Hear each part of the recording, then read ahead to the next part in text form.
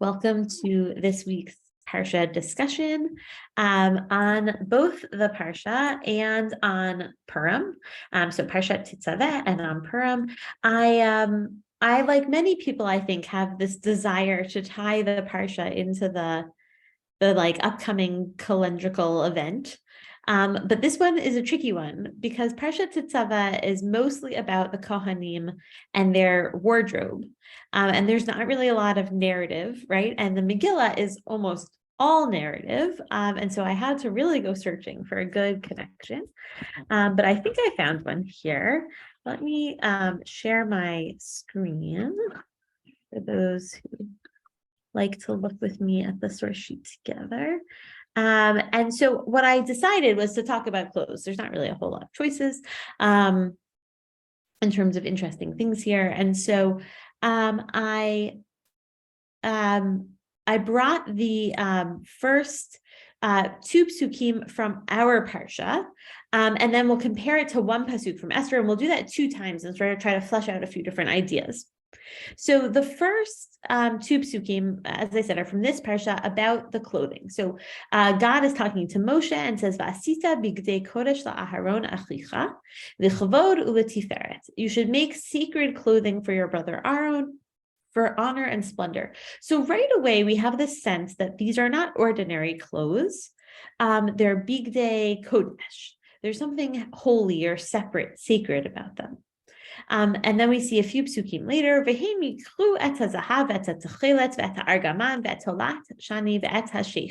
So anyone who has been practicing laning for Megillah will recognize all of these colors or words, because as we'll see, they repeat more than once in Esther.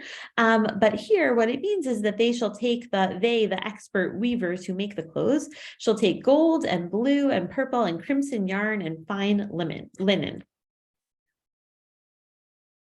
And so anyone who has access to like one of those stone chumashim, the Art Scroll version, often there are like beautiful pictures, depending on which edition you have, of the clothes the way they're imagined. I don't remember if we talked about it here, but I went to seminary in the Old City in Midrashat Harova, and in the Old City they have an institute for temple things, and it's really quite amazing. I remember going my year of seminary because the people there have studied all of these prakim very carefully, and they've learned all of the mishnayot around the Beit HaMikdash and the clothing there, and they've really measured things out to like incredible specificity. And it's a little bit hard to know, right, what word means what and what measurement is what, but let's assume that their gold is some kind of gold and blue and purple and crimson or scarlet color yarns, and that there's some sort of beautiful outfit that is getting made, right? And as I said in Esther, when you first read the Megillah, actually at the very beginning about the su'udah that Achashverosh throws, the one where Vashti gets in trouble, there is also mention of a lot of these colors, which is interesting. But here specifically, already at the end of the story, right, in chapter 8, Perek Chet, we see that Mordechai yatzah milifnei hamelech, right? So this is after all of the disruption has happened, and Mordechai has been established as a key leader in the Persian government here. It says that he comes out before the king, Bilvush Malchut, so not bigdei kodesh, but some other kind of very regal clothing. Techelet, right? Same word, techelet. The chur, so a crown of gold. That's in royal robes of blue and white. Va'ateret zahav, a golden crown, and here we see zahav and zahav. Gedolah, very big one. V'tachrit boots va'argaman. Again, the purple is the argaman, the fine linen and purple wool, and v'ha'ir Shushan tzahalav v'samecha, right? That the city of Shushan is happy because we have been victorious, and so it's an interesting parallel to note, and the Ramban notes it, and he says, gam hayom lo yarim ish et yado lilvosh chutz melech goyim, that this shade of blue that we're talking about here, this techelet color, is one that only royalty wears even today. as it says, that Mordechai is wearing this sort of royal color, and he's likening it to the colors of the Kohen. So the Ramban, when reading Esther, says, oh, hold on, this exact same color combo, right? It can't just be a fashion choice. There must be something there. And it's an interesting analogy to make, because I think that when I think of Mordechai, and I would love to hear, Sherry and Anna, what you think about Mordechai, but when I think about Mordechai, I think of him as like more of like a political activist, right? He like loudly parades around the front of the king's palace, like in a place where Haman is going to be. He arranges to be in that place so he can not bow down. And he speaks all these languages like a spy, and he's able to interfere in the plot to kill the king. And he, wears his sackcloth, and he encourages Esther to be active. And I think of the priests as being like very removed from that public space, right? They're in the back of the Beit HaMikdash doing like the holy work by themselves. So I don't think that the comparison is an obvious one, maybe is what I would say. And maybe that's why it's there, to say, well, even though Mordechai goes about his holy work in a different way, he is fulfilling a job as important as, or maybe even similar to that of the Kohanim. I'm not exactly sure. And the Ramban doesn't come out and say explicitly one way or the other why they have that relationship. Mhm. So that's one maybe angle, right? Is to note that Mordechai and the Kohanim seem to share some kind of wardrobe. But I did title this Queen Esther's New Clothes, because then there's another interesting comparison that gets made. And here it's a less obvious textual comparison, but we read several psukim later, right? We started at Perek Kafchet Pasuk Hey, and now we've gone all the way to Lamed Daled and Lamed Hey. So 30 psukim later, it says Pa'amon Zahav V'Rimon, Pa'amon Zahav V'Rimon, right? They're describing the bottom of the Kohen's cloak, which really sounds quite beautiful. Like you could imagine a beautiful skirt like this, where there are these tiny little pomegranate shaped maybe metal or something like metal, and these little golden bells alternating all the way around the hem al shulei ha'me'il saviv. Right, it sounds very pretty. I have never noticed that in those little pictures, and I actually don't own one of those stone chumashim, so I'll have to look when I go to shul. But it's a beautiful embellishment, right? And you might think, oh, it's just meant to be a beautiful embellishment. But then it tells us, the text tells us, "V'haya al Aaron l'sharet v'nishma kolo b'vo el hamikdash l'ifnei ha'Hashem uvetzeito v'lo yamut." They will be on Aaron when he goes in to serve, and the sound will be heard when he comes into the holy place before the Lord, so that when he goes out, he will not die. And so now it becomes clear, first of all, that Aaron's job is actually quite dangerous, right? We're not sure if he will survive the divine encounters that he goes on. And in fact, in the Mishnayot, I think around Yoma, so around Yom Kippur, it talks about how they would tie a string around the ankle of the Kohen Gadol, so that if he in fact was killed by God while he was in the Kodesh Kodoshim, because like the sort of regular normal people weren't supposed to go in there, they would just pull him out by his string. And so there's like a very real piece to this. Oh, the bells are to make sure that we can hear him moving around, so we know that he's okay. What'd you say, Anna? That he's alive, right? Yeah, right. It's kind of wild. And to me, it also sort of makes sense, right? Like this is the place where you could be the most close to the divine experience. Like, of course, that's going to be a place that is there's sort of an inherent danger. I wouldn't say just because it's not a normal place for humans to be, maybe is how I would say it. Not that it's scary or, that I would think that most often, right, the Kohanim did okay when they were in there, but that this is like a really serious job, and serious jobs come with risks, maybe is the way I would put it. But it certainly is unusual. So the connection that we'll see the Ramban and then a few others make here is in a separate place. And so we're going to go back a little bit in Esther to the middle of Perek Daled, or the end of Perek Daled, where Mordechai and Esther are arguing. right? Mordecai was seen outside sort of publicly in sackcloth. And so Esther sends out one of her servants to find out what's wrong. And through this sort of back and forth conversation, she learns that Mordecai is very worried about the Jewish people's fate, right? He's learned about Haman's plan and he's very worried. And he calls Esther to him and he's telling her she has to go talk to the king, that she has to use, right, this unique position of power within the kingdom that she has to go talk to the king.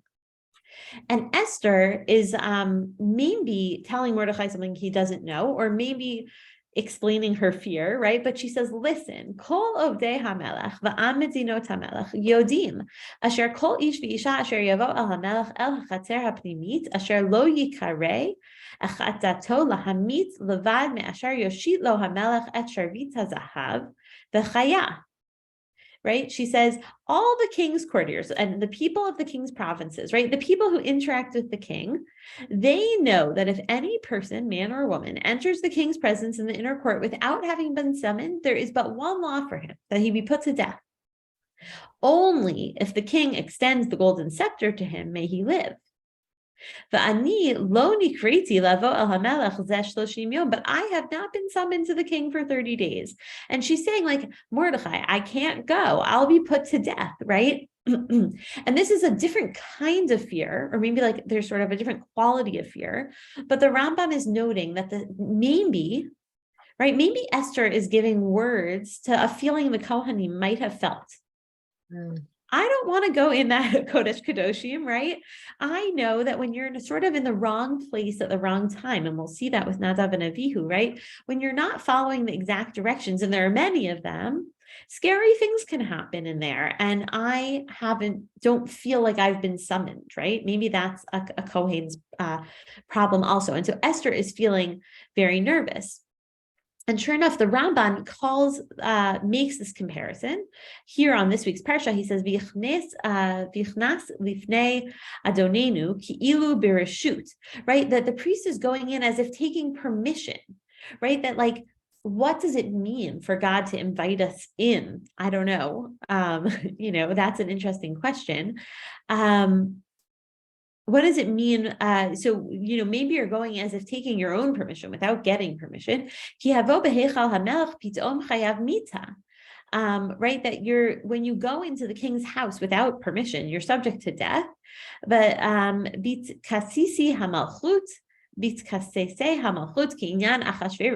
right? Just as at the order of the king, just as we saw with Achashverosh, right? So the Ramban is saying, maybe, right? Maybe there's something going on with Esther that is sort of an echoing of what happens with the Kohanim, and maybe like a more relatable echoing. Hello, Nelson. Oh, you're muted. Sorry, I'm late. That's okay. We have a nice group here. We were talking about the similarities between the clothing that are described in our Parsha for the Kohanim and the robes that Mordecai is given when he becomes a successful partner in the Persian government with King Achashverosh, which is maybe like an interesting tension or complement of like the Kohanim doing this sort of inner spiritual work and Mordecai being like very much a public figure. And then we were talking about how Esther is very nervous to enter the king's court without being called there, and how the Ramban was noting that there's this beautiful pattern on the bottom of the Kohen's clothing with bells and pomegranates, but that it's to make noise so that we can see if the Kohen has died in the Kodesh Kadoshim. And so the Ramban is saying that maybe the way that Esther is expressing this sort of anxiety to go before the king might be the way that the Kohanim felt when they were going into the Kodesh HaKadoshim, or into just the inner sanctuaries. And I think that the Tikkunei Zohar puts it in a nicer way, or sort of more explicit way. It adds more detail. And this is a place where I'm curious what everyone's thoughts are here. I've heard lots of different ideas about what kind of holiday Purim is, right? Is Purim a kid's holiday filled with like frivolity and candy and drinking, right? Or is Purim like some kind of very grown-up holiday with themes of horrible, vigilantism and a lot of harder concepts at the end, and also sort of harder concepts throughout the Megillah. And here, the Tikkunei Zohar reminds us.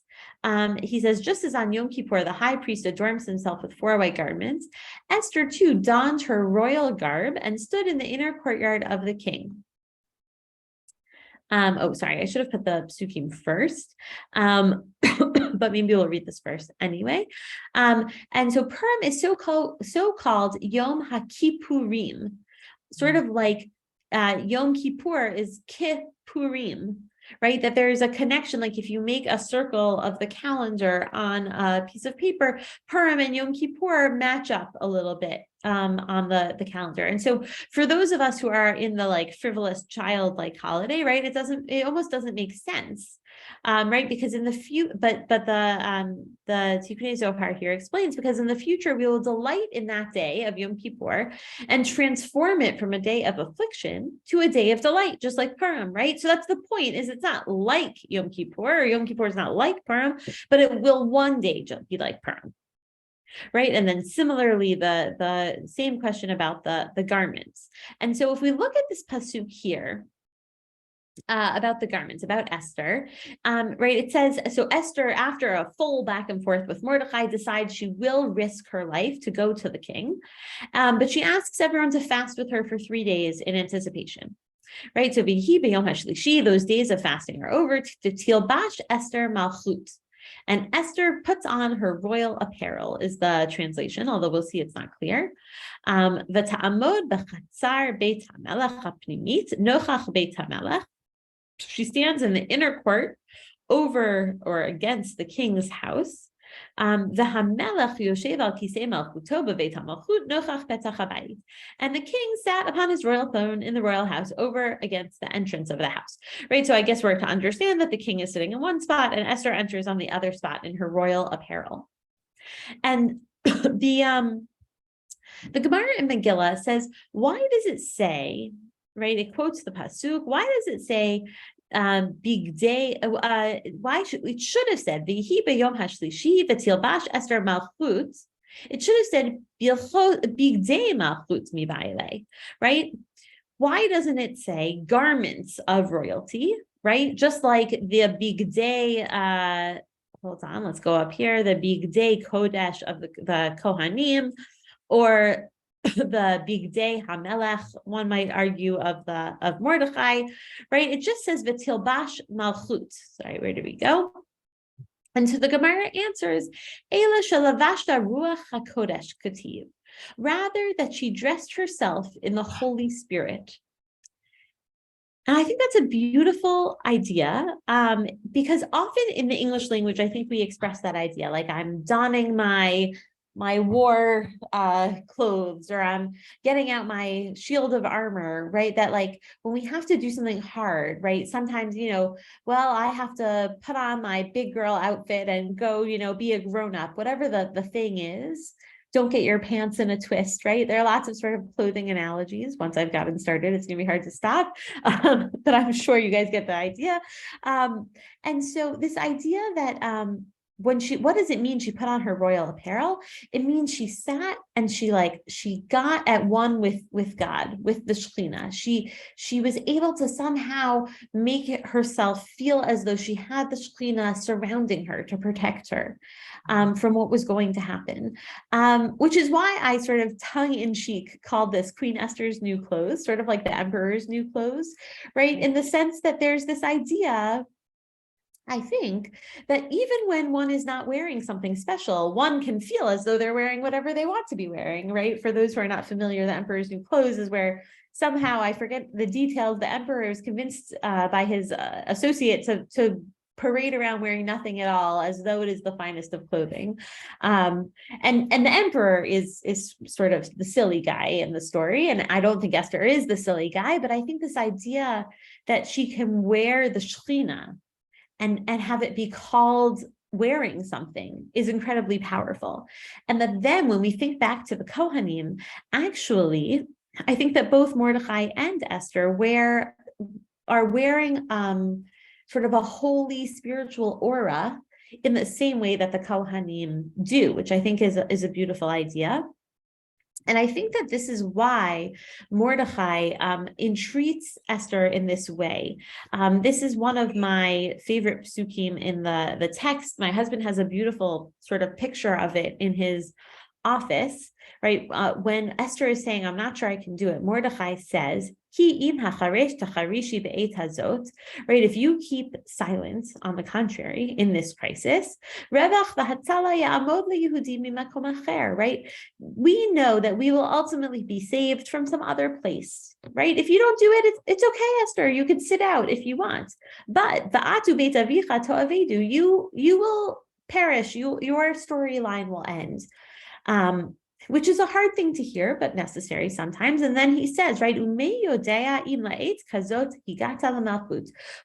that if it was for this very moment that you actually attained your malchut, which I love then, that what does she do? But she puts on her malchut, right? Mordechai is saying, look, you attained this status, this regal status, so that you could do this thing, right? And Esther sits on it for 3 days and she says, oh, right, I'm not a scared little girl. I am this person who has attained malchut, right? I have higata l'malchut and I have to put it on. I have to act my part. I have to be the person that I'm meant to be in this time. And that's the way I can approach the king successfully. Because in fact, she is quite successful. Achashverosh basically says, I want to give you whatever you want, right? Up to a certain half of my things. I think Mordechai is saying that to Esther that you were born for this. This is the reason why you were born. To do this, to save the Jewish people. Definitely. And it's very powerful. She's taking it very seriously, which of course is what we want.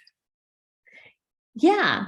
And I think that the way the text tells us she's taking it seriously is telling us she wears it. And I think that's an interesting analogy.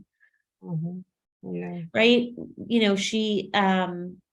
I think there are lots of other ways that we could have said that, but this higata l'malchut, I think, is like sort of is connected to this v'til bash malchut, that like Mordechai said, reminds her, right? You were born for this, and she says, "Oh, that's right. I've got to act the part. I've got to do the thing I was born to do."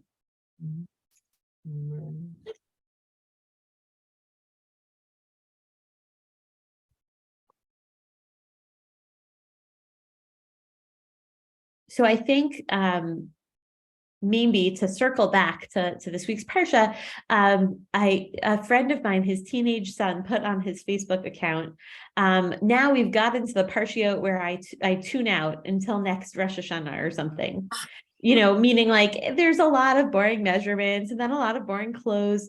And so sometimes it's hard to relate to these Parshiot. And usually a good rabbi like Rabbi Hart, I heard he spoke beautifully 2 weeks ago, and I'm sure last week as well, is able to help us see like really beautiful nuance. But I think here, what I like about connecting this week's Parsha to Megillat Esther is that it takes this Bigdei Kodesh, which are unattainable to us for so many reasons, right? We're not exactly sure what they are or how they're made. We don't have a Beit HaMikdash in which the Kohanim have to get dressed up. We're not all Kohanim, right? And it makes it this like very attainable challenge, right? How do we dress ourselves in a Hashem's Shechina? How do we dress ourselves to achieve the things which we were born to do, as Anna said, right? Even the really hard things. How does our sort of outer layer reflect our inner layer, right? I think that the using Esther as a commentary or a gloss for this week's Parsha helps us explore lots of interesting nuance to the idea of Bigdei Kodesh, having holy clothes, and also how we use them to do the hard things, right? Like, when do we ring the bells on the bottom of our cloaks? And when are we quiet? When do we put them on? When don't we put them on? What does our big day kodesh, or our big day malchut look like? And how do we use it to accomplish our goals? So I hope that we all are lucky enough to have the Mordechais in our life who remind us to do this, and that we can take the time, like Esther did, to really figure out how to put it on and how to wear it in a way that we're successful in doing. But I welcome more thoughts, comments, questions, of course, as usual. Yeah.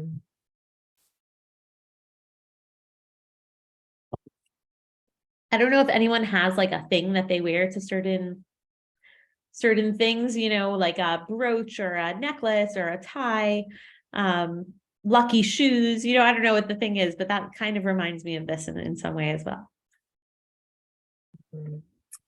Yeah, there's always something that will make me feel more myself than other things. I like that. So like when you go into like a certain atmosphere where you might not feel comfortable, like you wear something that it's not necessarily like fancy, it's something that really makes you feel like yourself. Yeah, we'll introduce myself to whoever I'm addressing or visiting. Could be a shul, could be Shabbos, could be Yom Tov, could be. Like I have to wear a white shirt for some occasions, Yom Kippur, Rosh Hashanah. That's a given. So that's something. I just thought of it. You brought that out. So that would be one example. I could go with jeans for weekday meeting, but not on Yom Kippur or Shabbos. Right. You're dressing to meet the occasion, right? I like that. I always thought that it wasn't, you shouldn't judge a person by what they wear. I thought, that like in this case, it's so important, right? For the Kohen Gadol, for Esther, the queen. But in general, like, of course you want to look nice, but I'm just wondering. It's such an interesting tension, right? Like I could imagine telling my 9-year-old, oh, don't judge that other child by what they wear to shul. But I also, as the same breath, say, and go put on a nicer dress for Shabbat, right? It's like a hard balance. I wonder if one is more about external facing, meaning we should try hard not to judge people by what they're wearing if they don't choose the thing we might have chosen, but we should dress the way that we would like to come across, right? The clothes we pick matter, right? Certainly. Someone recently said to me that a lot of young people in her office wear their sneakers, right? It used to be that like you wore your sneakers to commute and then you put on your high heels when you got to work, right? Your dress shoes.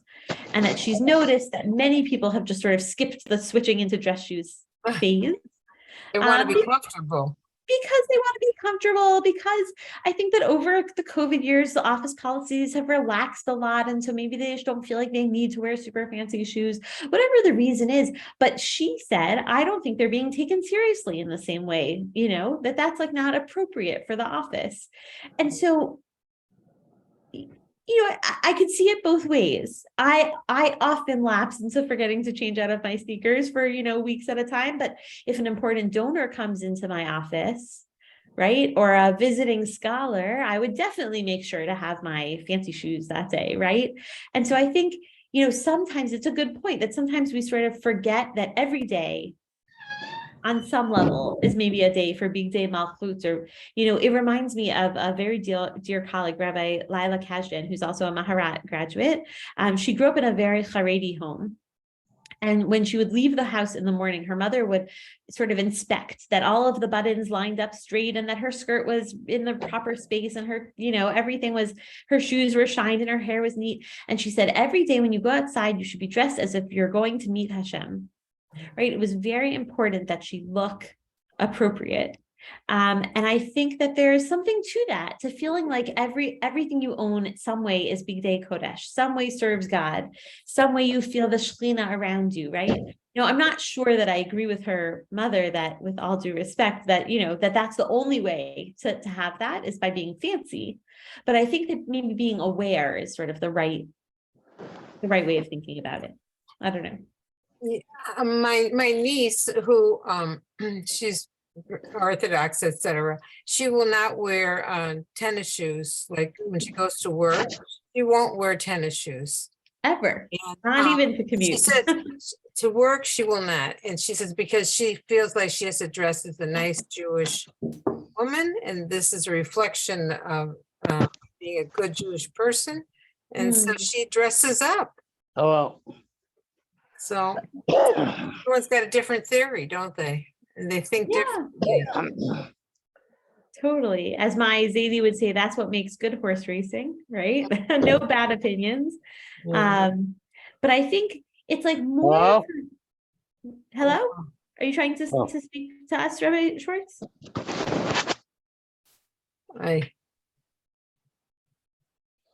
Well, okay. I didn't realize I was not on mute. Oh, that's okay. I think that it's always, of course, nice to be it's nice to wear nice clothing at work. It's nice to sort of meet the occasion, but just remembering that in some way it even channels, one of the things I talk to my daughter a lot about is that, like, at the beach, she's allowed to wear a bathing suit, but she is not allowed to wear a bathing suit to school, right? That, like, sort of different spaces have different requirements, because at the beach you could not go swimming if you were wearing a big poofy skirt and fancy high heels and shirt, right? You could not accomplish the goals of the beach. It's not just that, like, we're more relaxed at the beach, but that different clothing sort of enhances our performances in different spaces. And I think that if Esther had come in her pajamas or her sweatpants, right, or her sneakers to the king's court, she might have been turned away right away. And so part of it is about putting on royal apparel, but part of it, and like, this is what I had been thinking a little bit more about, was like, in certain occasions, I put on like a necklace my father gave me when I graduated from college, because it like makes me feel as though he's sort of there whispering in my ear, and so that's like one of my good luck necklaces. Or my mother wears a brooch that her mother gave her, that, she remembers her father giving her mother. So that sort of makes her feel like this continuity of family, or, a lucky hat or a special tie. And that those things, I think that's like the Vitil Bash Malchutz. That's like not about the clothing item itself. It's about like the feeling that is evoked when you wear that clothing item. And that's what Esther managed to accomplish, that whatever she put on, I'm sure it fit the occasion, but I think that she also was able to channel some higher emotion or higher experience from that item. And that's the goal, or the thing we're trying to achieve when we try to dress like the Kohanim, when we try to find our Bigdei Kodesh in the world. Yeah, in cognitive behavioral therapy, there is a diagram. Okay. There are three things interconnected, influencing each other. Is cognition, like thought, thinking, and emotion and behavior. So if you behave one way, and behavior includes clothing and posture and position, etc., that will influence your emotion, and you will project something that people will perceive. Like Esther will project some aura, whatever you call Shekhinah, or brilliance that will come from your necklace, from your clothing, heels, whatever. So you could say your clothes affect your behavior, right? The way you dress and it is part of your behavior. Affects your behavior. Yeah, it's part of your behavior. Yeah. Yeah, definitely. Yeah, I see that. Yeah. Well, also Chazal tells, I think it's the Gemara itself, but Tilbash means at that point that's when she acquires her nevuah. But when she becomes, also just very quickly, the Gemara in Megillah and Rashi, I think in Ksubas, they quotes it, talks about the chut shel chesed or the chut shel malchut that she gets, that Hashem sends her a special gift. I think, well, over there it quotes it about a kala, and Ksubas quotes the Gemara in Megillah that a kala gets a special chut shel chesed. It's a miraculous kala and all of that. Right. Thank you. Yeah, that's great. Right. Which is why often I think there's a practice of brides to send out, right, like a spreadsheet where you can add your name for them to daven for you, right? That there's a special connection. And we know that some people believe that oftentimes in the Megillah, when it just mentions the Melech and not Melech Achashverosh, that we're talking about God, right? In which case, as you're saying, Rabbi Schwartz, that Esther is not going only to an encounter with Achashverosh to ask him to come to a meal, but she is going to meet Hashem. She's having this prophetic experience, which is quite special and much more powerful than just a simple, human interaction. 100%. Yeah, and it's hard to know like what you would wear for that thing, which is why I think it's like not really so much about like what pattern was her dress, but about how she prepared herself. She like dressed herself for that occasion.